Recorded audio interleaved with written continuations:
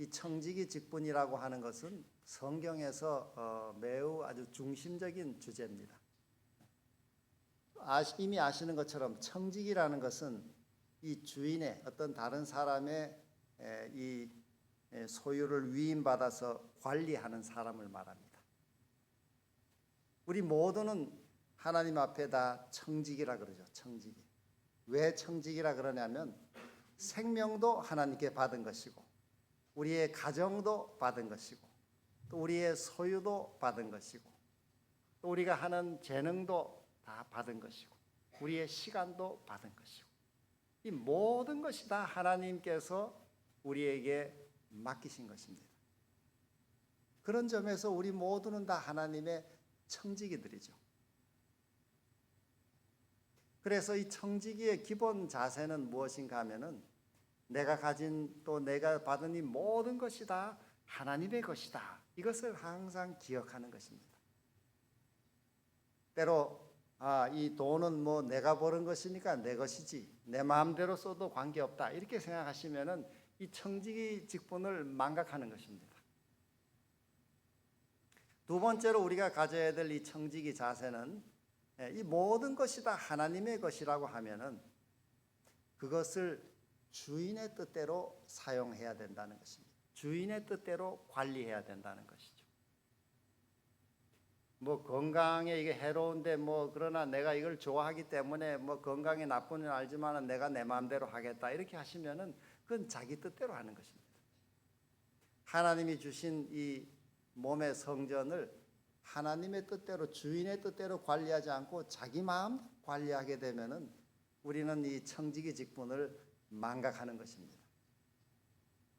자, 우리 모두가 다 하나님께로부터 이 모든 것을 다 받은 또 그것을 관리하도록 위임받은 청지기라는 사실을 우리가 기억하고 또 오늘 내일 이 시간을 통해서 이미 다 알고 계시지만 이 청지기 직분에 대해서 우리가 더욱 새롭게 이해하면서 우리 주님께 충성하는 또 충성된 청지기들이 우리 모두 되기를 소망합니다. 성경에서 이 청지기의 이 직분에 가장 좀 모범이 되는 인물이 있다면은 요셉입니다. 요셉. 이미 여러분도 아시는 것처럼 요셉이 보디발 집에서 그 모든 소유를 다 맡아서 관리하는 청지기 일을 잘했습니다. 조금 더 나아가서는 애굽의 전역의 그 많은 이 애굽 전역을 다 관리하는 그런 또 큰 직분의 청지기직을 잘 맡아서 관리했습니다. 그래서 저는 이 청지기의 좋은 샘플은 이 요셉의 삶에서 우리가 좀 배울 수 있다고 생각을 합니다. 오늘 이 저녁에는 요셉의 생애에서 우리가 배워야 할 두 가지 청지기 원리라 그럴까요? 아니면 원칙을 한번 생각해 보고자 합니다. 요셉은 어떻게 해서 그렇게 좋은 이 모범을 우리에게 남겼는가? 청지기로서. 우리 두 가지를 한번 생각해 보겠습니다.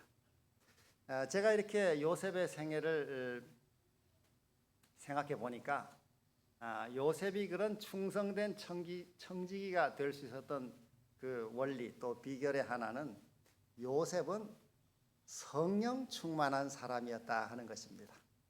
요셉은 성령 충만한 사람이었습니다. 우리가 성경 창세기 41장 38절을 보면 이렇게 말씀하고 있습니다. 바로가 그 신하들에게 이르되 이와 같이 하나님의 신에 감동한 사람을 우리가 어찌 얻을 수 있으리요. 이 바로 왕이 요셉을 대하면서 요셉을 보면서 뭐라고 이렇게 표현했냐면은 하나님의 신에 감동한 사람이라 이렇게 했습니다. 요즘 우리 신약의 말로 하면은 성령 충만한 사람이다 이렇게 할 수 있죠. 요셉은 이미 다른 하나님을 모르는 그 왕으로부터 성령 충만한 사람이라는 이 평가를 받았습니다. 이 간단한 표현이지만은 그 뒤에 요셉이 어린 시절부터 하나님과 매일 기도하고 교통하고 교제하는 그 신앙의 삶을 통해서 요셉이 하나님의 이 신에 감동되었던, 다시 말해 성령 충만한 삶을 살아왔던 그 뒤에 배경이 이미 이 속에 들어있는 것입니다. 우리가 알듯이 성경 말씀은 매우 함축적인 그 말씀입니다. 매우 길고 많은 내용을 어떤 경우는 한 단어로 압축하는 경우가 있습니다. 그 깊은 고민과 번민과 많은 그 인간 내면의 그 모든 이 경험을 그저 한마디로 이렇게 요약하는 경우들이 있어요. 예를 들면은 저 창세기 22장에 아브라함이 아들을 제사로 바치라, 번제로 바치라 하는 명을 받고 그 전날 깊은 고민의 밤을 가지죠. 그 많은 내용을 성경은 쓰지 않고 아브라함이 아침에 일찍 일어나 이렇게 한마디로 그냥 말하고 만. 그 모든 범민의 밤을 아브라함은 믿음의 결단으로 일어섰다는 거예요. 그래서 우리는 이 짧은 단어 속에 들어있는 그 뒤에 요셉의 긴 세월 이 하나님과 동행했던 내용을 우리는 여기서 볼 수가 있는 것입니다. 요셉은 하나님의 신에 감동한 사람이었다. 이렇게 했습니다.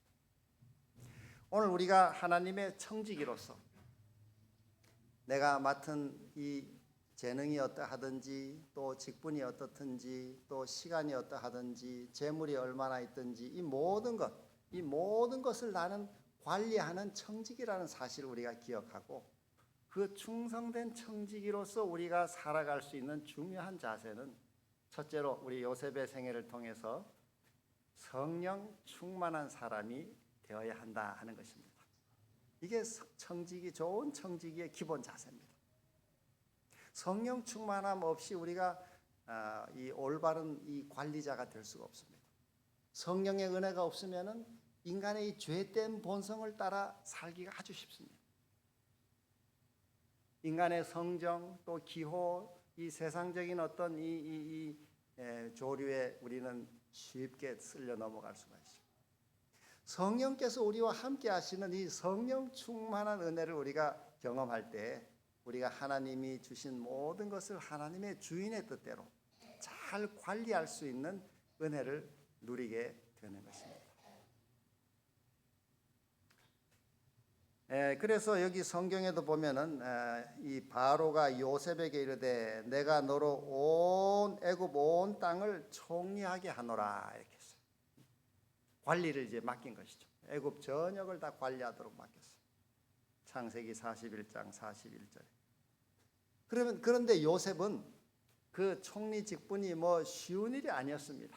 우리가 어떤 뭐 자리를 이렇게 오르게 되면은 뭐 좋은 일만 있는 것 같지만은 애굽에 무서운 국가적인 큰 흉년이 닥쳤습니다. 경제적인 문제, 먹고 사는 이 문제에 어려움을 당하게 됐죠. 그런데 요셉이 그 문제를 여기 성경에 보면은 그가 늘 성령과 동행하면서 얻은 성령의 지혜로 그 문제를 아주 슬기롭게 해결해내는 것을 보게 됩니다.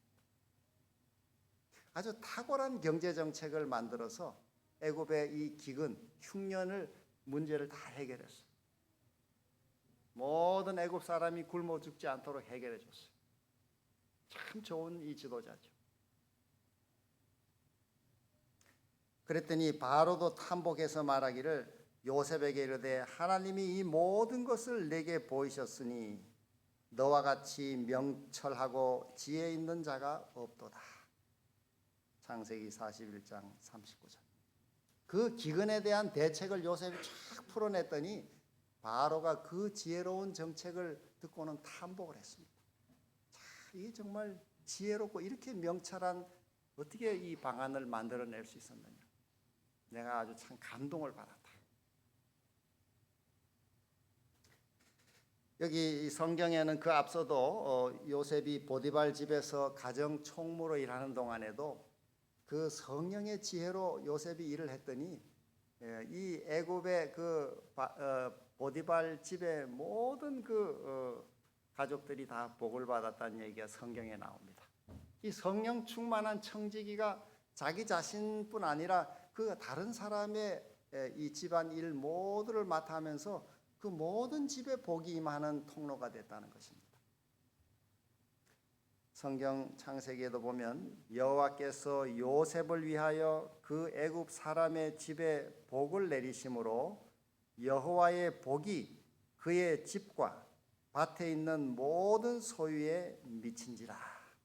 창세기 39장 5절. 여러분과 제가 이 요셉의 이 경험처럼 우리가 어디에 있든지 간에 우리 자신 또 여러분 자신 때문에 여러분 주변에 있는 많은 사람들이 또 뭐 직장이든지 또 어떤 그 공동체든지 또 그 모든 주위 사람들이 이렇게 복을 받는 통로가 되는 청지기가 된다면 참 좋겠죠. 우리가 그런 주님의 청지기가 될 수 있기를 소망합니다. 여러분 이미 다 그런 또 훌륭한 청지기의 삶을 살고 계십니다. 자, 그러면 오늘 이 요셉처럼 우리는 어떻게 성령 충만한 청지기가 될 수 있겠습니까? 제가 오늘 여러분에게 이 요셉이 성령 충만했던 그 비결을 한 가지 소개하고자 합니다. 그것은 오늘 여러분에게 소개하고자 하는 건 좀 실제적인 제가 소개를 드리는데 그것은 뭔가 하면은 성령 호흡이라고 하는 것입니다. 이 뭐 제가 이 만들어낸 그냥 말입니다. 성령 호흡. 제가 오늘 여러분에게 성령 호흡법을 좀 소개하고자 합니다. 우리가 성령 충만한 이 삶을 경험하는 구체적인 하나의 방안으로 여러분에게 성령 호흡법을 좀 소개하고자 합니다. 이 호흡이라고 하는 거 여러분이 지금 이 순간에도 하고 계시죠. 이렇게 숨을 들이쉬고 내쉬고 이 숨을 들이쉬고 내쉬고 호흡하는 이 호흡은 인간의 가장 기본적인 행위입니다. 호흡. 거의 뭐 무의식적으로 하고 있죠. 이 호흡이라고 하는 거는 지금 이 순간에 여기서 살아있는 지금 이 순간에만 할 수 있는 거예요. 이 호흡이 끊어지면 죽는 것입니다. 우리가 지금 이 순간에 하는 이 기본적인 행위, 이 호흡에 대해서 한번 우리가 좀 성령 호흡에 대해서 한번 생각을 해보고자 합니다. 이 호흡이 왜 중요한가 하면은 뭐 다 저희 아시는 것처럼 안 하면 죽는 것이죠. 죽음이 이 살아있는 기본적인 행위이기 때문에 중요하지만은 이게 신체적 생명뿐 아니라 영적인 생명에도 매우 중요합니다. 특별히 성령 호흡은. 성경에도 우리 이 기초를 하나 보시면 두 가지 성경절을 한번 살펴보겠습니다. 여호와 하나님이 흙으로 사람을 지으시고 생기를 그 코에 불어 넣으시니 사람이 생명이 된지라. 이게 제일 처음 호흡이 시작된 장면입니다. 하나님이 여섯째 날에 사람을 만드시고 그 만드신 아담의 코에 숨을 불어 넣었더니 그 아담이 살아 움직이는 존재가 되었더라 이렇게 했어요.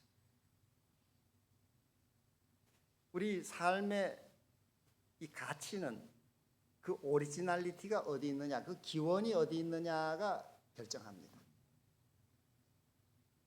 우리 사람이 사실 분해하면은 이게 뭐 화학 원소로 분해하면 별 뭐 몇만 원어치도 안 되지만은 인간이 매우 존귀한 것은 쫙 따져 거슬러 기원을 올라갔더니 창조주 하나님에게서 왔다고 하는 그 사실에 가치가 있는 것이죠. 안식일이 왜 그렇게 귀하냐? 그 안식일도 쫙 따져 올라갔더니 창조주 하나님께서 그 날을 제정하신 그 오리진이 바로 그 하나님에게 있다는 거예요. 우리 한국 사람들이 많이 많은 한국 사람들이 좋아한다는 명품, 이 명품을 왜 그렇게 귀하게 했느냐? 그 제품을 쭉 따라 올라가 보면 그걸 만든 사람이 아주 천재적인 뛰어난 사람의 작품이기 때문에. 저 홍콩에 가면은 그 똑같은 명품을 아주 눈에 구별할 수 없을 만큼 똑같지만은 매우 싸게 팝니다. 그런 걸 뭐라 그럽니까? 짝퉁이라고 해요. 짝퉁. 짝퉁은 그 모양도 똑같고 생김새도 같은데 왜 그렇게 싸게 팔죠? 그 만든 이 제작자가 그 뛰어난 그 사람이 아닌 다른 사람이 그냥 그 모방만 한 것이기 때문에 오리지널리티가 없기 때문에. 자, 이처럼 이 호흡이라는 것도 거슬러 올라가면은 하나님이 인간의 코에다가 숨을 불어 넣으신 그 뿌리에서 이게 계속 이어지는 것입니다. 이 호흡, 인간의 호흡이 이게 참 중요한 것이죠. 또 한 성경절을 보면은 저희를 향하사 숨을 내쉬며 가라사대 성령을 받으라. 요한복음 20장 22절. 이 말씀은 예수님이 십자가의 고난을 받으시고 무덤에 묻히셨다가 부활하신 다음에 그 제자들을 향하여 숨을 쫙 내셨어요. 그러면서 성령을 받아라 이렇게 했어요.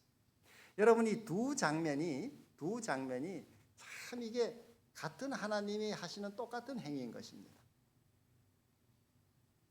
구약에 우리의 창조 되시는 그 하나님께서 아담의 코에 숨을 불어넣으시면서 산 존재가 되게 하셨듯이 바로 신약에 오셔서 인간으로 오시고 인간의 구주가 되신 그 하나님께서 역시 제자들에게 숨을 불어넣으시면서 성령을 받으라 이렇게 했어요. 그래서 이 호흡이라고 하는 것은 우리 삶의 신체적 건강뿐 아니라 영적인 이 생명에도 아주 필수 요소임을 보여주고 있습니다. 이 사람의 뇌는 이 머릿속에 있는 뇌는 그 중량이 사람 전체 그 무게의 한 2%밖에 안 됩니다. 그렇지만은 인간 몸 전체에서 쓰는 산소의 20%를 뇌가 쓴다는 것입니다. 그만큼 뇌는 산소를 많이 필요로 합니다. 그래서 우리가 이 호흡을 바르게 잘 해나가면 뇌 건강이 매우 좋아지게 되어 있습니다. 어떤 사람은 요즘 아이들이 폭력적이 되고 자극적이 되는 이유 중에 하나가 이 산소를 충분히 공급하지 않고 밀폐된 공간에서 이렇게 뭐 게임을 하든지 운동도 안 하고 이렇게 하면서 뇌 건강이 망가졌기 때문에 그렇다고 얘기하는 사람도 있습니다. 그래서 이 뇌는 인간의 신체에서 이 산소를 가장 많이 소비하고 있는데 이 산소는 뇌의 아주 최고의 영양소입니다.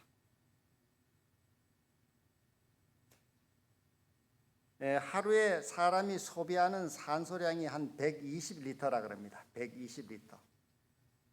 그런데 뇌세포는 다른 몸의 신체 세포보다 산소를 한 7배 더 소비한다는 거예요. 7배. 그러니까 사실 이 숨이 이 호흡의 이 산소가 인간 이 뇌에 매우 영향을 많이 줍니다. 그래서 우리가 이 호흡을 할 때도 조금 더 긴 호흡을 하시면은 다시 말해서 산소를 좀 더 충분히 들이쉬면은 우리 뇌 건강이 훨씬 좋아집니다. 그리고 또 뇌가 충분히 이 산소가 뇌에 충분히 공급되면은 이 뇌세포 활동이 아주 활발해져서 정신력이 강해진다 이렇게 했습니다. 정신력이 강해질 뿐 아니라 조금 더 나아가서 심장에 아주 힘이 차오르게 되고 또 순환이 잘 되고 머리가 상쾌해지고 또 의지력이 강해지고 그래서 어떤 뜻을 이루는 힘이 더 생기게 된다는 것입니다. 그러니까 이 호흡이라고 하는 것이 우리 이 신체 건강에 정말 매우 중요한 것을 알 수 있습니다. 반대로 호흡을 깊게 하지 않고 저 얕은 호흡으로 산소가 부족하면은 질병에 쉽게 걸리고 또 스트레스를 받아서 몸과 마음이 허약해지게 되는 것입니다. 자, 그러면 어떻게 성령 호흡을 할 수 있을까요? 제가 성령 호흡법을 한 5가지를 좀 소개하고자 합니다. 여러분 한번 기억하시고 또 실천하시면 참 도움이 많이 됩니다. 제가 오랫동안 이렇게 아침으로 이렇게 성령 호흡법을 실천하면서 제가 받은 은혜가 참 많습니다. 삶에 이 유익을 제가 참 많이 얻습니다. 자, 5가지를 한번 소개하겠습니다. 첫째는 아침 일찍 일어나서 조용한 장소에 가서 앉는 것입니다. 방해가 없는 장소. 여러분이 아침에 기도하시고 성경 읽고 하는 거 조용한 장소에 가셔서 조용히 앉아서 하시면 참 좋아요. 두 번째로 성령의 임재를 의식하면서 천천히 심호흡을 하는 것입니다. 우리가 이 성령의 임재를 의식하는 호흡을 의식하는 것이 참 중요합니다. 세 번째는 마음을 가라앉히고 주님을 사랑의 시선으로 바라보는 것입니다. 우리가 주님을 어떤 마음으로 바라보냐에 따라서 하나님이 내게 또 그렇게 보이기도 합니다. 내가 마음이 불안한 채로 하나님을 생각하면은 하나님도 좀 이렇게 나를 이렇게 좀 두렵게 보시는 것처럼 느껴집니다. 그래서 우리가 마음으로 주님을 바라볼 때 주님을 사랑의 시선으로 바라보는 것이죠.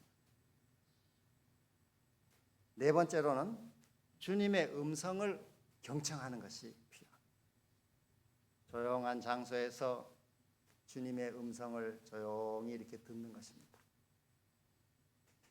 때로 상상이 잘 안 될 때는 예를 들어 성경의 한 장면, 제가 이렇게 가끔 생각하는 장면은 탕자의 아버지가 탕자를 맞이해 주는 그 사랑의 아버지의 모습을 상상하는 것도 한 방법입니다. 인정 많은 아버지. 그 아버지가 아들을 맞아 주시고 또 그 뻗팅기고 서 있는 큰 아들도 나와서 내 것이 다 내 것이 아니냐. 너가 나와 항상 함께 있는데 이 모든 게 다 내 것이 아니냐. 이렇게 달래는 그 아버지의 그 아름다운 모습을 우리가 조용히 이렇게 바라보는 이 시간을 가지면은 하루의 삶의 출발을 큰 은혜 가운데 출발할 수 있습니다. 그리고 너는 내 사랑하는 아들이다. 또 너는 내 사랑하는 딸이다. 이렇게 주님이 내게 말씀하시는 음성을 조용히 경청하는 것입니다. 자, 이렇게 해서 이 긴 호흡을 우리가 하면서 이렇게 주님의 임재를 의식하고 또 주님의 모습을 우리가 바라보고 또 주님의 그 음성을 귀를 기울여 들으면서 시간을 가지면은 여러분의 마음이 차분하게 가라앉으면서 마음에 평안이 오고 또 확신이 오게 되어 있습니다. 사실 기도는 언제까지 하면 좋으냐? 뭐 기도를 1시간 하는 게 좋은지 30분을 하는 게 좋은지 뭐 정해진 시간은 없습니다만은 한 가지 사인이 있는데 그게 뭐냐면은 마음의 평안과 확신이 올 때까지 기도하는 게 좋아요. 어떤 때는 그게 일찍 오기도 하고 어떤 때는 좀 오래 기다려야 오기도 하고. 여러분의 매일 아침 기도 시간을 이 성령 호흡을 통해서 한번 이렇게 기도를 우리 해보시면은 성령 충만한 은혜를 우리 삶에 누리게 될 것입니다. 자, 그러면 두 번째로 그러면 어떻게 길게 호흡할 수 있을까? 뭐 심호흡에 대해서 여러분이 다 잘 알고 계십니다만은 저도 한 5가지로 정리를 하겠습니다. 심호흡을 어떻게 우리가 할 수 있는가? 첫째, 입으로 숨을 코로 숨을 천천히 끝까지 들이. 여기 제가 입으로라는 게 코로 들이쉬는 것입니다. 코로 숨을 들이쉬는 것입니다. 천천히 들이쉬는 것. 첫째. 두 번째는 이 횡격막, 폐 밑에 있는 이 횡격막을 아래로 누르면서 배에다가 숨을 가득 채우는 것입니다. 여러분 지금 앉으신 차로 한번 해보시겠어요? 허리를 펴고 한번 숨을 천천히 코로 이렇게 쭉 한번 들이셔가지고 이 배가 빵빵하게 이렇게 아주 차서 이 횡격막이 아래로 쫙 눌리킬 때까지 빵빵하게 한번 채워보세요. 그러면 이 몸이 공기통이 됩니다. 이 공기통 이렇게 아주 트렁크처럼 이렇게. 그렇게 되면 척추도 이렇게 발라지고 자세도 발라지고 폐도 이렇게 커지고 여러 면이 좋습니다. 숨을 깊이 한번 들이쉬고 그 다음에 세 번째는 잠깐 멈추는 게 필요해요. 몇 초간 참을 수 있는 만큼 쭉 들이신 다음에 잠깐 참는 것입니다. 그러면 이 몸이 꽉 차 있죠. 이 공기로. 그 다음에는 이제 네 번째는 천천히 입으로 내뱉는 것입니다.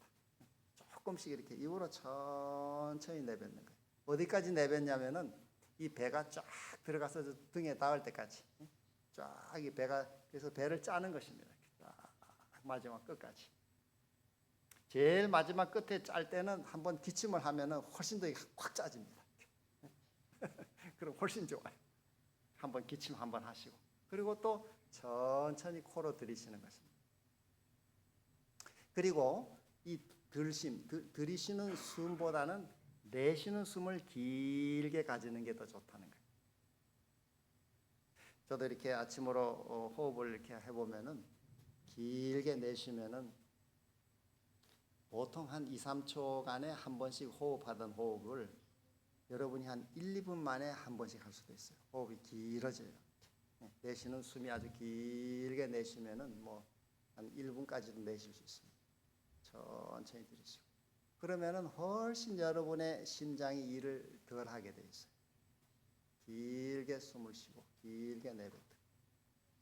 자, 그렇게 해서 매일 아침 우리가 성령 호흡이라는 것은 이렇게 길게 호흡하면서 말씀을 읽고 기도하고 묵상하는 것입니다.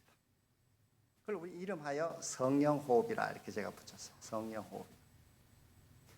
자, 이런 성령 호흡을 통해서 우리가 성령의 충만한 임재를 우리가 경험하게 되는 것입니다.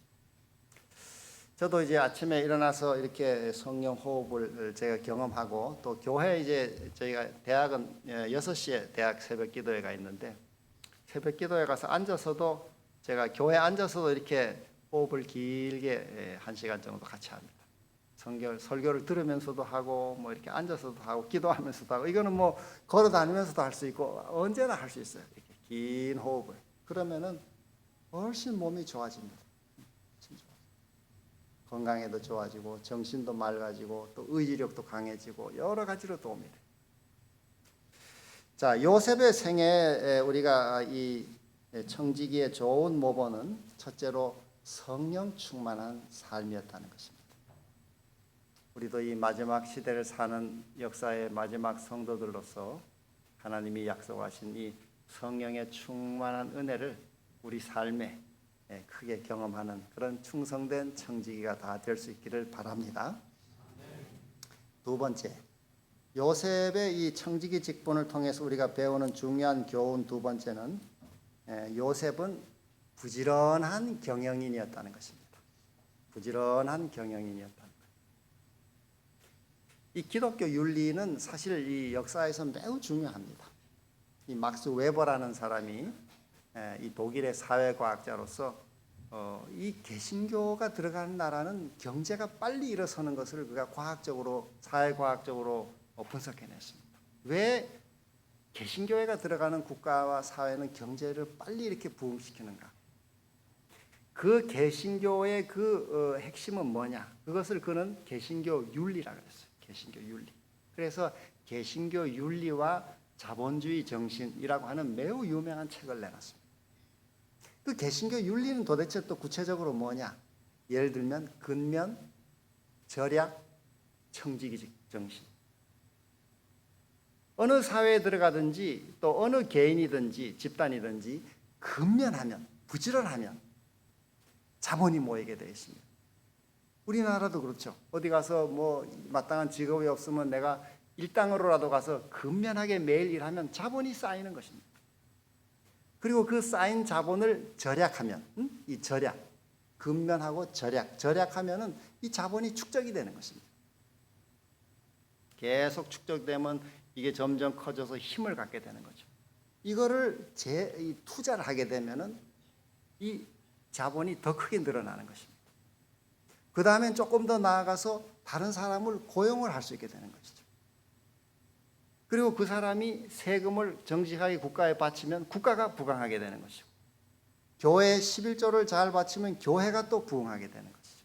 이 간단한 원리지만 이게 개신교 윤리의 핵심이라 이렇게 했습니다. 요셉의 경우도 보면 요셉이 참 부지런했습니다. 근면한 것이죠. 근면. 그래서 그 보디발 집에 있을 때도 보디발이 자기 소유를 다 맡겼다 그랬어요. 믿을만하고 부지런하죠. 우리 주님의 청지기로서 우리의 삶에 가져야 될 또 요셉의 생애를 통해서 우리가 배우게 되는 중요한 자세는 근면한 것입니다. 여러분이 창세기 1장부터 계시록 마지막 22장까지 아무리 열심히 찾아보셔도 하나님이 게으른 사람을 쓴 적은 한 번도 없습니다. 성경에서 하나님이 게으른 사람을 쓴 경우는 한 번도 없어요. 직업은 관계하지 않았어요. 직업은 꼭 뭐 많이 배워야 쓰는 게 아니었어요. 어부도 쓰시고 농부도 쓰시고 뭐 누구나 다 차별 없이 쓰시지만은 모두가 다 부지런한 사람들이었어요. 이게 개신교 윤리의 매우 중요한 부분입니다. 한국은 자본주의가 들어오긴 했지만은 이게 윤리가 뒷받침되지 않는 이 천민 자본주의가 사실은 한국에 많이 깔려 있습니다. 일하지 않고 그냥 일확천금을 얻으려고 또 뭐 이렇게 뭔 복권을 로또 복권을 사서 노력하지 않고 그냥 어떤 횡재를 기대하는, 이거는 올바른 윤리가 아니죠. 자, 그래서 요셉의 우리 이 모습을 통해 배우게 되는 중요한 사실은 근면한 청직이었다는 것입니다. 그런데 또 하나 중요한 부분은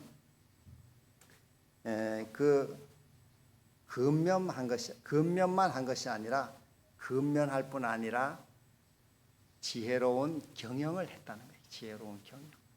그래서 이 보디발도 여기 창세기 39장 4절에 보면 그가 요셉을 가정 총무로 삼고 자기의 소유를 다 그의 손에 위탁했다. 그 요셉이 매우 지혜롭게 가정 경영을 잘했기 때문에 모든 걸 다 맡겼다는 거예요. 그냥 부지런하기만 해가지고는 아마 그걸 하기 어려웠죠. 그리고 요셉이 기근의 문제를 해결했을 뿐만 아니라 총리를 맡아가지고는 애굽의 그 모든 만조 백관을 잘 다스렸어요. 요셉 밑에도 관리들이 얼마나 많았겠습니까? 우리나라도 장관이 이렇게 많고 차관이 있고 그런데 그 애굽은 훨씬 큰 나라였죠. 그 많은 관리들을 잘 다스린 것이죠. 이게 경영이죠, 경영. 이 근면과 경영, 이 두 가지는 꼭 필요한 요소죠. 좋은 청지기의 자질 가운데 근면과 경영. 부지런하기는 한데 경영을 할 수 없다. 이렇게 하면은 그거는 뭔가 좀 아쉬운 부분이 있는 것이죠. 그래서 시편 기자는 요셉에 대해서 쓰면서 이렇게 썼습니다. 시편 105편 22절에 보면 이 앞에 보면 요셉의 이야기를 쓰고 있는데 요셉이 그의 뜻대로 모든 신하를 다스리며 그의 지혜로 장로들을 교훈하게 하셨도다. 이 시편에 이 내용이 나옵니다. 요셉에 대해서 말하면서 요셉이 애굽의 그 수많은 관리들을 잘 다스렸어요. 이렇게. 모든 신하를 다 다스렸어요. 그거는 요셉이 경영의 지혜를 가진 것입니다. 경영. 우리가 성령 충만한 은혜를 통해서 지혜로운 이런 경영의 자세를 같이 가져야 합니다.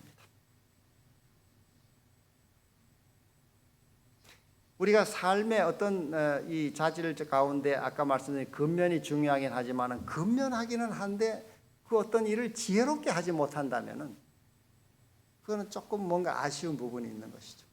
그래서 우리는 근면과 경영, 이 지혜로운 경영을 했던 이 근면한 부지런한 경영인이었던 요셉을 통해서 오늘 우리도 주님의 청지기로서 그런 근면과 경영을 같이 배워야 되겠습니다. 이 두 가지가 참 같이 필요한 부분입니다. 이 요셉은 탁월한 이런 경영 능력으로 애굽을 경제적으로 아주 부강한 나라로 만들었습니다. 그래서 모든 전 국민이 다 굶어 죽지 않게 만들어줬죠. 그게 지혜로운 경영이죠. 곡식이 많이 나올 때 그걸 저축하고 또 잘 배급하고 이래서 그 7년 흉년을 잘 견딜 수 있는 정책을 잘 만들어낸 것입니다. 이거는 경영의 지혜라고 할 수 있어요. 잠언에도 이런 말씀이 있습니다. 부지런한 자의 경영은 풍부함에 이르거니와. 참 좋은 말씀이죠. 이 부지런함 플러스 경영. 우리 자녀들이 이런 부지런함도 체득하게 해야 되지만은 거기에 경영의 지혜를 더하도록 잘 지도해 주는 것이 필요합니다. 부지런한 자의 경영은 풍부함에 이르게 한다.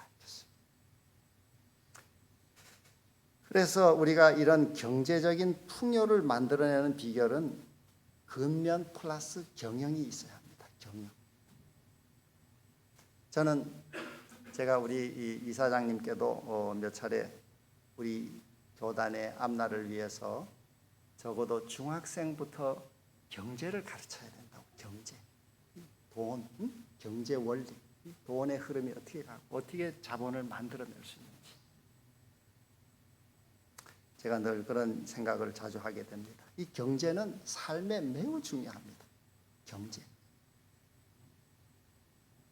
주님의 청지기로서 우리는 경제를 중요하게 여겨야 합니다. 그저 하나님이 뜻이 계시면 재산을 주실 것이고 아니면 가난하게 사는 것이지 이렇게 생각하는 것이 아니고 이 경제는 하나님이 우리에게 만들어내도록 다 길을 주셨습니다. 특별히 우리 자녀들이 그런 경제를 어릴 때부터 잘 이렇게 중요하게 여기도록 가르침을 받아야 된다고 생각합니다. 제가 요즘에 어떤 책들을 보니까 한국하고 일본은 이 금융의 문맹국이라 이렇게 해놨어요. 가르치질 않는다는 거예요. 그러니까 경제가 뭔지도 알지도 못하고 그 다음에 또 여행을 그냥 바라고 어떻게 하다 직장 좋은 거 있으면 살고 없으면 또 이렇게 고생하고 그런 게 아니고 이게 원리가 다 들어있는 것입니다. 자, 그래서 이 경제는 왜 중요한가 하면 경제는 사람을 자유롭게 합니다. 우리가 경제적으로 어려워지면은 남에게 신세를 져야 합니다. 그러면 참 또 이 비굴해지죠. 저도 이 학교의 책임을 맡으면서 이렇게 보니까 이 경제가 어려워지면은 사람의 본성이 사나워집니다. 공동체가 그저 그 즉시 벌써 이렇게 험악해지죠. 국가도 그렇습니다. 국가가 국가를 다스리는 이 정치가들이 백성들의 요즘 말로 먹거리, 경제를 잘 해결해주면은 크게 이렇게 백성들이 데모하고 이러지 않습니다. 그러나 경제가 어려워지면은 이슈는 정치적 이슈고 사회적 이슈지만은 그 투쟁하는 바탕에는 경제가 결핍된 것입니다.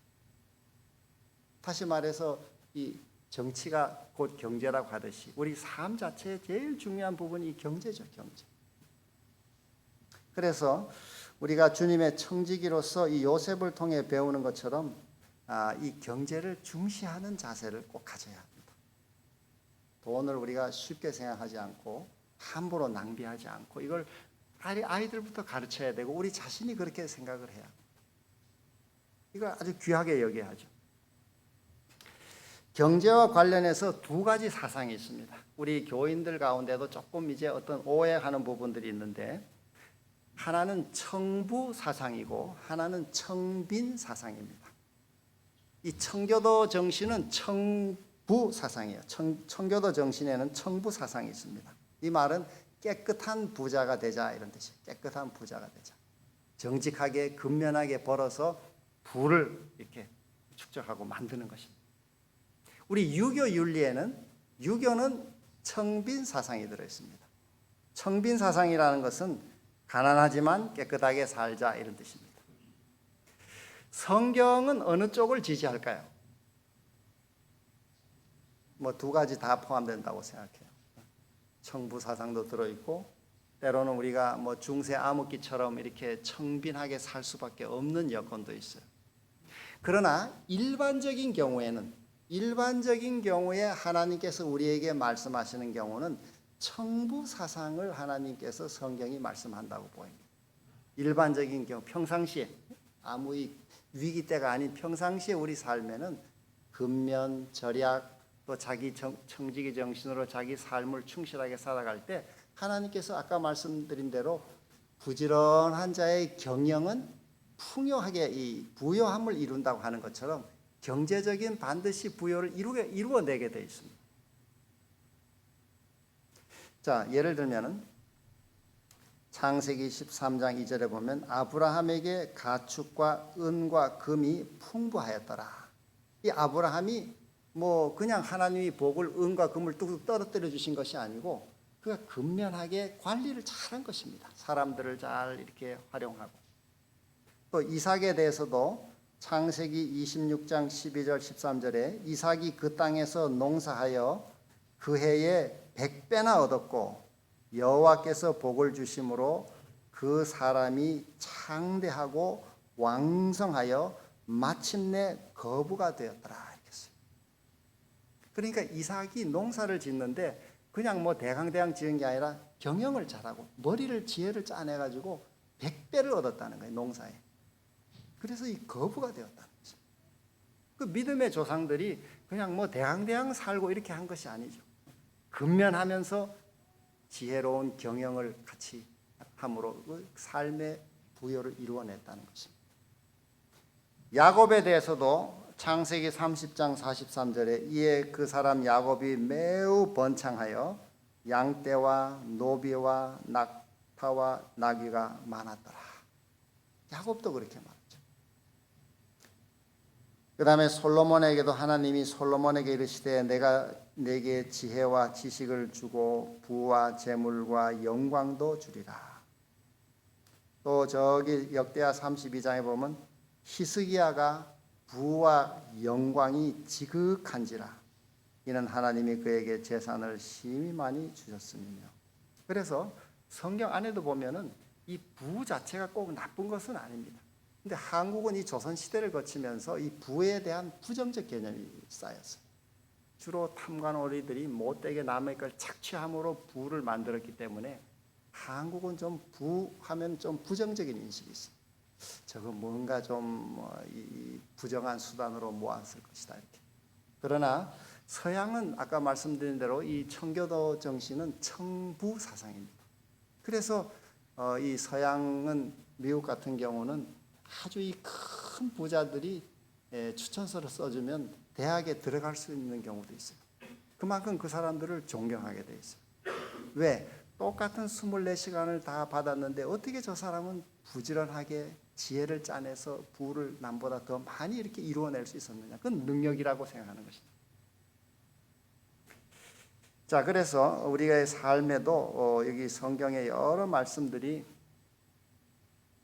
청부 사상을 좀 이렇게 뒷받침해 주는 신뢰들이 많이 있습니다. 부정하게 우리가 부를 축적하는 것은 바람직하지 않습니다. 그렇지만은 말씀드린 대로 근면하고 절약하고 지혜를 짜고 경영을 이루어 잘 경영해서 이 경제를 자꾸 이렇게 부유하게 만들어가는 것은 이게 매우 중요한 청지기의 의무라고 할 수 있습니다. 의무라고 할 수 있습니다. 제가 이 한 3년, 4년, 올해 이제 4년째 제가 이 학교 책임을 받아서 일을 하는데 첫해 제가 이렇게 그 일을 시작하던 때가 2020년이었는데 그해 코로나가 같이 시작했어요. 그래서 뭐 아무것도 못하고 이렇게 학교 1학기를 시작했는데 기숙사 한 1000여 명 이렇게 다 돈을 예치하고 이렇게 했는데 학교 문을 다 닫았습니다. 후문은 아예 봉쇄를 하고 뭐 이 코로나 이 방비를 하느라고 갑자기 수업들을 다 온라인으로 하고 그 한 1000여 명 기숙사비 다 도로 내주고 그렇게 했더니만 학교가 첫해 적자가 82억이 났어요. 82억. 이 학교 80억 적자를 뭘로 제가 해결할 수 있습니까? 경제적인 문제죠. 경제적. 또 그 다음 두 번째 해는 한 40억 정도가 마이너스가 났어요. 한 120억이 마이너스. 참 그러나 하나님의 은혜로 정말 소리 없이 다 해결됐어요. 제가 그 적자 난 것을 구성원들 아무에게도 얘기하지 않았어요. 몇 년간, 지난 몇 년간. 그러나 하늘이 다 도와줬어요. 하늘이. 참 특별한 길을 다 열어주셨어요. 뭐 직원들, 교수들 월급을 하나도 손대지 않았습니다. 그것이 제가 어디서 얻었는가 지금 돌이켜 생각해 보니까 그때 제가 이 책임을 맡은 그때 이상하게 아침으로 일찍 깨졌어요. 어떤 데는 2시에도 깨지고 3시에도 깨지고 제가 쭉 지난 날들 가끔 이렇게 제가 이렇게 한번 적어놓은 그 기록들을 돌이켜 보면은 그 새벽에 일찍 깨졌어요. 그래가지고 정말 하나님의 은혜를 구하고 또 지혜를 구하고 그랬더니 생각지 않은 길들을 열어주시고 또 뭐 생각지 않은 데서 이렇게 또 후원들이 들어오고 또 국가의 여러 사업들을 저희가 또 대학이 받게 되고 이렇게 하면서 사실 큰 이 재정적으로는 적지 않은 돈이었는데 정말 소리 없이 다 해결했어요. 아무 소리 없이 해결했어요. 정말 하늘이 특별하게 도와주셨습니다. 자, 그러므로 우리 그리스도인 청지기는 부지런할 뿐 아니라 경영의 지혜를 발휘해서 경제적인 부여를 만들어내야 한다고 생각합니다. 이건 가정도 마찬가지고 기관도 마찬가지고 또 우리 교회도 마찬가지고 이것이 경제적인 부여함이 없으면은 아무 일도 할 수가 없습니다. 여러분 자금이 없으면 뭐 여러분 이번에 이렇게 크게 헌신하셔서 이 교회 아름다운 교회를 지으셨는데 자금이 없으면 어떻게 이런 일을 할 수 있습니까? 이 자금은 경제는 매우 중요합니다. 삶의 핵심이죠.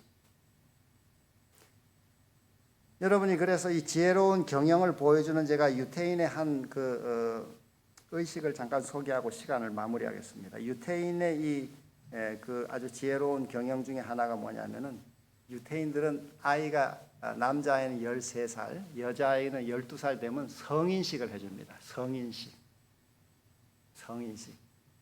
근데 그 성인식이 참 중요한 예식이에요. 이 부모는 이 예식을 위해서 한 1년 전부터 자녀를 준비시킵니다. 그때 이제 탈무드를 중심으로 자기 유대 민족의 역사도 가르치고 신앙도 가르치고 책임감도 가르치고 또 독립된 성인으로서 살아갈 준비를 시킵니다. 그래서 엄숙한 이 성인식을 치르고 나면은 그때 보통 이 성인식을 축하하기 위해서 모든 집안 친척들이 다 오는데 뭐 한 200여 명씩 온다 그래요.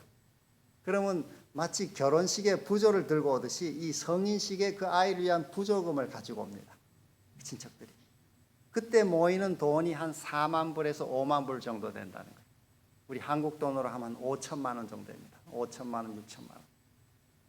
그러면 부모는 그 축의금을 아이 이름으로 이렇게 통장에 넣어줍니다. 그리고 그 돈을 어떻게 이 돈을 이렇게 운용할지 그 아이는 계획을 발표하게 해요. 그러니까 아이가 연구를 많이 해야 돼. 12살, 13살 되면 벌써 이 금융 교육을 많이 받아요. 부모한테. 그래가지고 그 돈을 어떻게 불리고 이걸 투자하고 이럴지를 계속 공부를 하게 돼 있어요. 그래서 이 미리 금융 교육을 받고 스스로 계획을 세우면서 이 아이는 이 투자와 관련된 많은 공부를 하면서 자본금을 이제 늘려갑니다. 그래서 대학생이 돼서 대학을 졸업할 정도 되면은 그 아이는 벌써 어떤 사업을 위한 종잣돈을 벌써 마련하는 것입니다. 한 1억 정도 되죠, 우리 돈으로. 그러니까 이 우리 한국의 청년들이나 미국의 청년들하고 출발선이 다른 것입니다. 유태인 자녀들은 벌써 이 대학 졸업할 때 종잣돈을 사업을 가지고 많은 투자 지식을 가지고 사회를 출발한 아이하고 우리는 대학 졸업하면서 빚 갚아야 되고 미국에서 공부한 아이들은 빚져서 그 공부하느라고 빚진 돈 갚아야 되고 벌써 출발선이 다른 것이죠. 이게 지혜로운 경영이죠. 지혜로운 경영. 유태 아이들은 어디 가든지 경제를 중시합니다. 그래서 세계 인구의 0.2%에 불과하지만은 노벨 경제학상 수상자의 한 42%가 유태인이라 그래요. 그리고 미국 노벨 수상자의 50%가 유태인이고 세계 억만장자의 30%가 유태인이라 그래요. 그러니까 이게 어려서부터 경제 교육을 시키는 거죠. 이 사람들이 2000년 나라 없이 또 돌아다녔기 때문에 삶의 힘이 경제에 있다는 것을 이 사람들은 철두철미 가르쳤어요. 어디 가든지. 경제를 잡지 못하면 인생은 힘을 쓸 수가 없는. 그러니까 이것이 성경의 원리기도 하고 이 청부 사상이라는 것이 성경의 원리기도 하고 또 오늘 우리가 이 청지기로서 가져야 될 참 중요한 자세라고 할 수 있습니다. 저는 늘 이 생각이 자주 이렇게 더 많이 드는 것이 우리의 중학생 시절부터라도 이 학교든지 교회에서든지 특별히 청소년들에게 이 경제가 어떻게 어떤 원리로 움직여지는지 이 경제를 어떻게 만들어낼 수 있는지 그걸 어떻게 잘 절약하고 올바르게 쓰는지 이거를 잘 가르쳐 줘야 된다고 생각해요. 그래야 그 이 세상을 힘있게 살아갈 수 있고 교회가 튼튼해질 수 있어요. 그냥 믿음만 가지고는 안 되는 것이죠. 부지런한 것만 가지고는 안 되는 것입니다. 부지런함에 경영이 필요한 것입니다. 그 지혜가 필요한 거죠. 유태인들이 어릴 때부터 그걸 가르쳐가지고 성인식이라는 세레모니를 통해서 그걸 훈련시키고 세상을 살아가는 지혜를 가르치는 것이죠. 예, 오늘 저희가 이런 하나님의 은혜를 힘입어서 우리 받은 바 모든 기회와 시간과 재능과 또 우리 모든 이 경제를 주님의 뜻대로 잘 관리하고 또 이 축복을 이웃들에게 널리 나누는 우리 삶이 되기를 소망합니다.